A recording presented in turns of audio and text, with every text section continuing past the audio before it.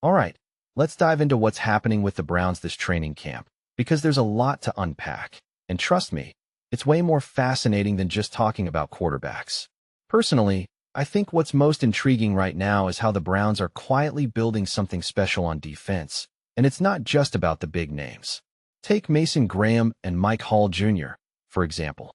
These guys haven't been headline grabbers yet, but the Browns are betting big on them, making a massive impact this season.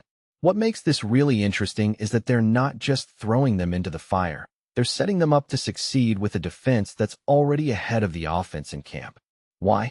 Because new head coach Todd Monken is still installing his system, while the defense is running a familiar playbook under Mike Ruttenberg.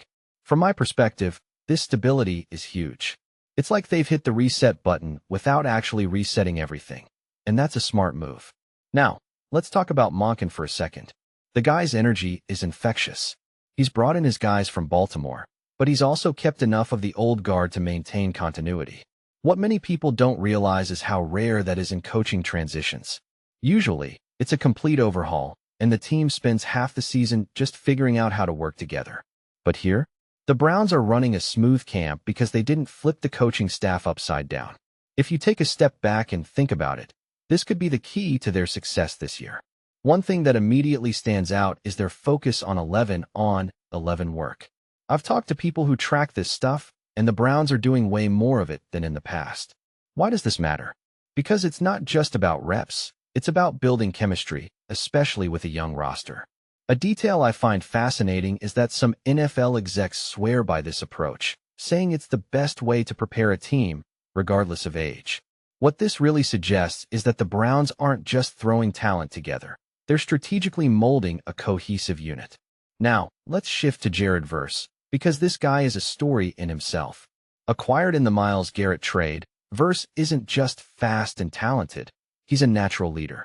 Monken's comments about him coaching up Spencer Fano are gold. Here's a guy who's not just playing the game, but teaching it, and that's rare. In my opinion, players like Verse are the backbone of a team's culture. They're not just athletes, they're mentors.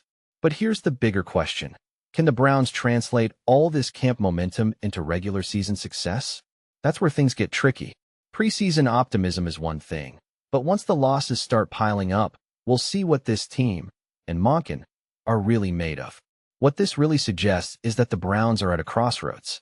They've got the talent, they've got the coaching, but do they have the resilience? And let's not forget the defensive secondary. Tyson Campbell and Denzel Ward? That's a duo that could lock down any receiver in the league. The trade for Campbell, in particular, feels like one of those under-the-radar moves that could pay off huge. What many people don't realize is how much of a steal that was. Meanwhile, on offense, keep an eye on Denzel Boston and Harold Fannin Jr. These guys are raw, but they've got the tools to be game changers. Finally, the quarterback situation.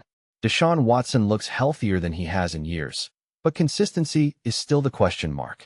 Shedeur Sanders is a wild card, flashes of brilliance mixed with inconsistency. And Dillon Gabriel? He's the steady hand, the guy who's quietly earning more opportunities. Personally, I think the preseason games will be make or break for all of them. Monken's right. You can't truly judge a QB until they're under real pressure. So, where does this leave the Browns? In my opinion, they're a team on the brink of either a breakout season or another year of what-ifs. The pieces are there, but the NFL doesn't reward potential, it rewards execution. If you take a step back and think about it, this training camp isn't just about football. It's about laying the foundation for something bigger. The question is, can they build on it? Let me know what you think in the comments. Are the Browns set up for success, or is this just another year of false hope?